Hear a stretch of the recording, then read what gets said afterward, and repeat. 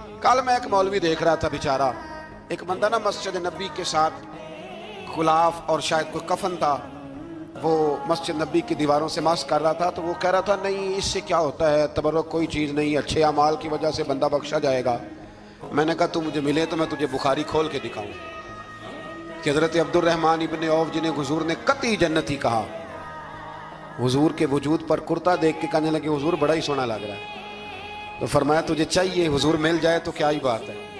नबी पाक ने अता किया तो सहाबा कहने लगे अब्दुर्रहमान आपको तो ज़रूरत नहीं थी, आपके पास तो बड़े लिबास हैं, तो ये कुर्ता हुजूर ने कबूल कर लिया, कोई लेके आया और आपने मांग लिया। तो वो रो पड़े, कहने लगे पहनने के लिए नहीं मांगा, ये हुजूर के जिस्म से लग गया है, मैंने कफन बनाने के लिए मांगा है। तू कहता है हुजूर के तबर्रुक में खैर कोई नहीं। और आप यकीन करें उन लोगों पे हैरानगी है, हमने भी मरना है ना जी, बड़ी जल्दी कब्र में जाना है, वक्त का कुछ पता नहीं।